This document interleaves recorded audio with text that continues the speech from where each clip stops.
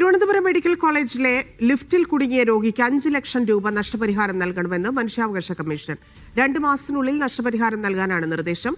പോങ്ങുമൂട് സ്വദേശി രവീന്ദ്രൻ നായരാണ് ലിഫ്റ്റിൽ 42 മണിക്കൂർ കുടുങ്ങിയത്. സനിസ ശോഭാചന്ദ്രൻ ചേരുന്നു. സനിസ, വിവരം.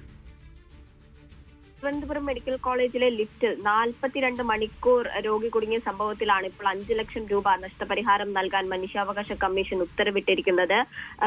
പോങ്ങമൂട് സ്വദേശി രവീന്ദ്രൻ നായരാണ് ഇത്തരത്തിൽ ലിഫ്റ്റിൽ കുടുങ്ങിയത്. രവീന്ദ്രൻ നായർ കഴിഞ്ഞ വർഷം ജൂലൈ 13 രാവിലെ 11:15 മുതൽ ജൂലൈ 15 രാവിലെ 6 വരെ ലിഫ്റ്റിൽ കുടുങ്ങിയെന്ന സംഭവത്തിലാണ് ഇപ്പോൾ ഈ നഷ്ടപരിഹാരം പ്രഖ്യാപിച്ചിരിക്കുന്നത്.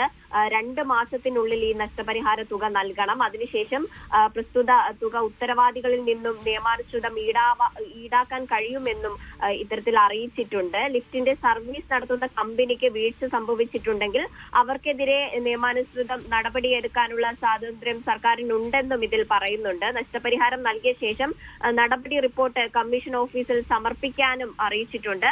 രവീന്ദ്രൻ നായർക്ക് ലിഫ്റ്റിൽ കുടുങ്ങിയതുമായി ബന്ധപ്പെട്ട് എന്തെങ്കിലും ശാരീരിക മാനസിക ബുദ്ധിമുട്ടുകൾ ഉണ്ടെങ്കിൽ അത് തിരുവനന്തപുരം മെഡിക്കൽ കോളേജ് ആശുപത്രി സൂപ്രണ്ട് സൗജന്യമായി നൽകണമെന്നും ഉത്തരവിൽ പറയുന്നുണ്ട്. ക്ലിനിക്കൽ സൈക്കോളജിസ്റ്റിന്റെ ആവശ്യമുണ്ടെങ്കിൽ അതും ലഭ്യമാക്കണമെന്ന് ഉത്തരവിൽ വ്യക്തമാക്കുന്നുണ്ട്. ധന്യ.